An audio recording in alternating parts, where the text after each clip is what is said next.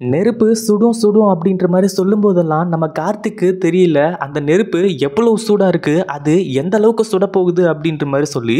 ஆனால் இப்போது அந்த நெருப்போட சூட்டை வந்து போதுன்னா தெரிஞ்சுக்கிட்டு இருந்துப்பாரு, எந்த அளவுக்கு வந்து போதுன்னா அந்த நெருப்பு வந்து சுட்டிருக்கு அப்படின்ற மாதிரி சொல்லி. அதாவது ஆரம்பத்துலேருந்தே நம்ம கௌதமும் இலக்கியாவும் சரி, அதாவது இலக்கியா வந்து போதுன்னா அஞ்சலி கார்த்திகை கல்யாணம் பண்ணுறதுக்கு முன்னாடி நாள்லேருந்தே வந்து போதுன்னா சொல்லிட்டு இருந்தாங்க, அஞ்சலி நல்லவ கிடையாது, அவள் கெட்டவ, அவளை கல்யாணம் பண்ணிட்டு வந்தா வீடு வீடா இருக்காது அப்படின்ற மாதிரி வந்து சொல்லி. ஆதி காலத்துல இருந்தே நம்ம இலக்கியா இருந்துட்டு அஞ்சலி கெட்டவன் சொல்லிட்டு வந்து சொன்னாங்க. ஆனா கார்த்திக் வந்துட்டு லவ் பண்ண ஒரு காரணத்தினாலையும், இந்த அஞ்சலி லவ் பண்ற மாதிரி நடிச்ச காரணத்தினாலையும் இப்போ அஞ்சலி கார்த்திக்கு பொண்டாட்டியா இருந்துகிட்டு இருந்தா. ஆனா சண்டல்ல மிகப்பெரிய தப்பு பண்ணும்போது கூட நம்ம இலக்கியாவும் கௌதமும் நம்ம கார்த்திகை அவ்வளோ காப்பாற்றி கொஞ்சம் வந்து இப்போ அந்த ஒரு பிரச்சனையிலிருந்து வெளியே கொண்டு வந்து வச்சிருந்தாங்க. ஆனா கடைசியில் இந்த அஞ்சலியை மறுபடியும் இலக்கியாவே கொண்டு வந்து விட்டு இவ்வளோ பெரிய பிரச்சனை நடக்கும் அப்படின்னு எதிர்பார்க்கவே இல்லை. அப்போ கூட அஞ்சலியை பற்றின சுயரமை எல்லாமே நம்ம இலக்கியா, கௌதம், ஜானகி 3 பேருக்குமே தெரிய வரும்போது நம்ம கார்த்திக் கிட்ட எவ்வளவோ எடுத்து சொன்னாங்க. இதுதான் விஷயம், அஞ்சலி இன்னமும் திருந்தலை, அஞ்சலி இப்படியே தான் இருக்கா, உன்னை ஏமாத்திட்டு இருக்கா கார்த்திக் அப்படின்ற மாதிரி வந்து சொல்லும்போது கூட நம்ம கார்த்திக் அதை கொஞ்சம் கூட ஏற்றுக்கவும் இல்லை, எதிர்பார்க்கவும் இல்லை அப்படின்னு தான் சொல்லணும். அதாவது இந்த இடத்துல கார்த்திக் என்ன நினைச்சாரு அப்படின்னு பார்த்தீங்கன்னா, நம்ம கௌதம் வந்து தன்னோட அண்ணன் கிடையாது, அதாவது தன்னோட அம்மாவுக்கு மூத்த பிள்ளை கிடையாது, நம்ம மட்டும்தான் இந்த வாரிசு, கௌதம் வந்து அனாதை பையன், அவன் வந்து நம்மளோட சொத்தை அனுபவிச்சுட்டு இருக்கான் அப்படி இப்படின்ற மாதிரி அவனோட மைண்டுக்குள்ளே ஏற்றி விட்டுட்டாங்க. இப்போது கார்த்திகோட மைண்டு ஃபுல்லாக வந்து அதுதான் இருந்துச்சு. அதனால தான் நம்ம கார்த்திக்கு கௌதம் சொல்கிறது எதுவுமே ஏற்கலை, அதே மாதிரி இலக்கியா சொல்கிறது எதுவும் ஏற்கலை. ஏதோ எதிரிங்க மாதிரி வந்து கார்த்திக் பார்த்துக்கிட்டு இருந்தார். அதாவது மொத்த சொத்தையுமே கௌதம், இலக்கியா இவங்க 2 பேரும் ஆட்டியப்பட பார்க்குறாங்க, நம்ம கிட்ட இருந்து அதை வந்து பிடிங்க பார்க்குறாங்க அப்படின்ற மாதிரி வந்து சொல்லி. ஆனால் இப்போது நம்ம கௌதம், இலக்கியா, ஜானகி 3 பேருமே கார்த்திக்கு அதாவது ஆரம்பத்துலேருந்தே எதுக்காக அவ்வளோ பாடி பாடி பாடம் படித்தாங்க அப்படின்ற விஷயம் புரியாமல் போயிடுச்சு. அஞ்சலி வந்து உண்மையிலே திருந்தலை அப்படின்னு சொல்லிட்டு வந்து சொல்லி கொஞ்சமாச்சும் யோசிச்சு நம்ம கார்த்திக் அஞ்சலியை பற்றி தெரிஞ்சுக்கிட்டு இருந்தார் அப்படின்னா இந்த எல்லை வரைக்கும் போகிறதுக்கு அவசியமே கிடையாது. இப்போ என்னாச்சு, அதாவது கௌதமையும் இலக்கியாவும் மட்டும்தான் கழுத்தை பிடிச்சி கார்த்திக் வெளியே தள்ளினாங்க.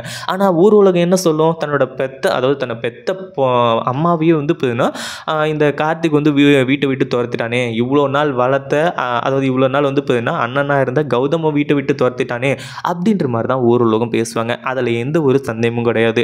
இப்போது நம்ம கார்த்திக்கோட மனசை கொஞ்சம் கொஞ்சமாக அஞ்சலி டோட்டலாக மாற்றிட்டா. பட் இன்னமும் வந்து மாறாமல் இருக்குது அப்படின்னு தான் சொல்லணும். ஜானகியோட குணம் கொஞ்சமாச்சும் இருக்கும் இல்லையா, அதாவது நம்ம கௌதம் இலக்கியா போகும்போது கூட அந்த அளவுக்கு கார்த்திக்கு வலிக்கல. ஆனால் ஜானகி இந்த வீட்டை விட்டு போகும்போது தன்னோட சொந்த அம்மா, தன்னை பெத்த அம்மா இப்போ இந்த வீட்டை விட்டு வந்து போகும்போது கார்த்திக்கோட மனசுக்குள்ள என்னமோ ஒன்று மாதிரி ஆக ஆரம்பிச்சிருச்சு. அதுக்கப்புறம் தான் வந்து கார்த்திக் ரொம்ப வந்து ஸ்ட்ரெஸ் ஆக ஆரம்பிச்சிடறாரு. அதாவது இப்படி வந்து நம்ம பண்ணிட்டோமே, பேசாமல் கௌதமையும் இலக்கியாவையும் இங்கே இருக்க வச்சிருக்கலாமா அப்படின்ற ஒரு எண்ணத்துக்கு வர ஆரம்பிச்சிட்டாங்க. இந்த விஷயம் தெரிஞ்ச அஞ்சலி இருந்துட்டு இதுக்கு மேலே நம்ம விட்டு வைக்கக்கூடாது, வேலையாக மொத்த சொத்தையுமே நம்ம பேருக்கு மாற்றணும் அப்படின்ற மாதிரி அஞ்சலி முடிவு பண்ணுறா. ஏன்னா கார்த்திக் வந்து இப்போ போயிட்டு இருக்க ரூட் சரியில்லை, அவரோட மைண்ட் செட் வந்து கொஞ்சம் கொஞ்சமாக மாறிக்கிட்டு இருக்கு. அம்மாவோட சென்டிமெண்ட்டில் கடைசியில் சொத்து எல்லாத்தையுமே அதாவது கௌதம்கே எழுதி வச்சிடறேன் அப்படின்ற மாதிரி சொன்னாலுமே சொல்லுவான், இவனை பற்றி எனக்கு நல்லாவே தெரியும், இதுக்கு மேலேயும் நம்ம கொஞ்சம் கூட தாமதிக்கவே கூடாது அப்படின்ற மாதிரி சொல்லி அஞ்சலி ஒரு மிகப்பெரிய பிளானை போடுறா. என்ன அப்படின்னு பார்த்தீங்கன்னா, அதாவது கௌதமும் இலக்கியாவும் இந்த வீட்டை விட்டு போனாங்க இல்லையா, அவங்க 2 பேரும் இப்போது அதாவது ஒரு லாயரை பார்த்து இந்த சொத்தை மறுபடியும் வந்து பிடுங்கிறதுக்கு என்ன வழியோ அதை பார்க்குறாங்க அப்படின்ற மாதிரி ஒரு பொய்யை சொல்கிறா நம்ம கார்த்திக் கிட்ட. அப்போது கார்த்திக்கு என்ன ஆகும், அதாவது நம்ம சொத்தை வந்து இத்தனை நாளாக அனுபவிச்சுட்டு இருந்தாங்க, இப்போது மறுபடியும் அந்த சொத்தை அடையிறதுக்காக இவங்க இவ்வளோ பிளான் பண்ணுறாங்களா அப்படின்னு சொல்லிட்டு கார்த்திக் கோவப்படுவார். அந்த மாதிரி தான் இப்போ நடந்துச்சு.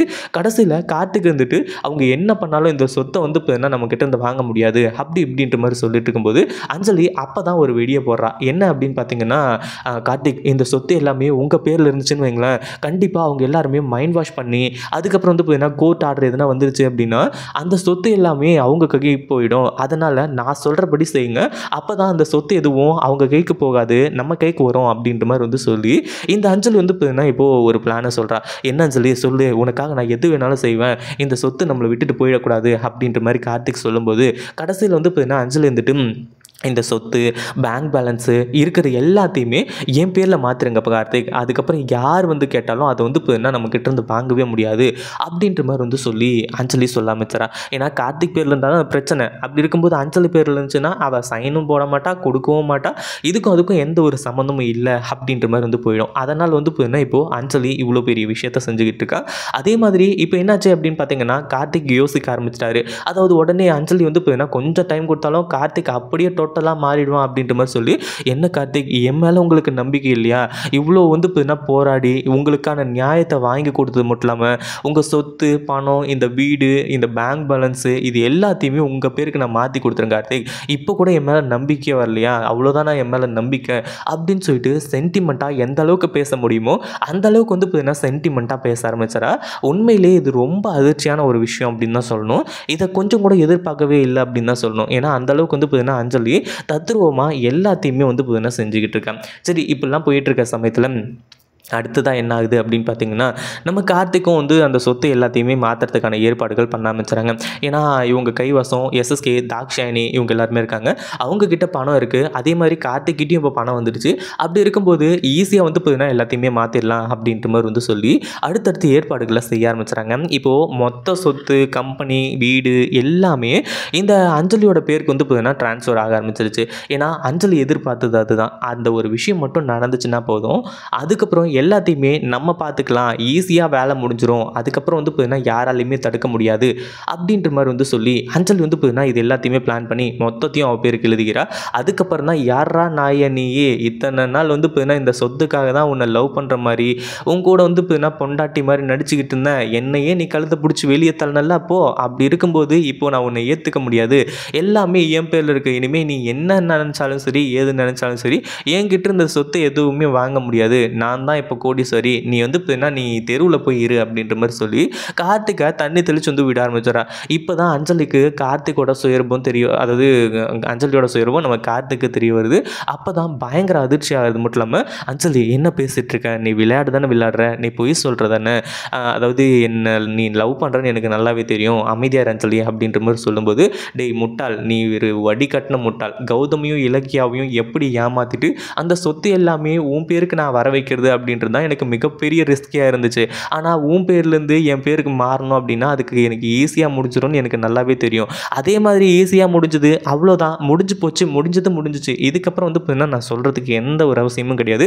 இதுக்கு மேலே வந்து நீ என்னை எப்படி எடுத்துக்கிட்டாலும் சரி, இப்போ நான் கோடீஸ்வரி, இதுக்கப்புறம் வந்து நீ நடுத்தெருவில் தான் பிச்சை எடுக்கணும் அப்படின்ற மாதிரி சொல்லி விரட்டி விடுறாங்க. இப்போ தான் நம்ம கார்த்திக் வந்துட்டு நேராக கௌதம், இலக்கியா, ஜானகி 3 பேரையும் பார்த்து மன்னிப்பு கேட்டுட்டு ஊர் உலகம் போயிடணும் அப்படின்ற மாதிரி வந்து சொல்லி வராங்க.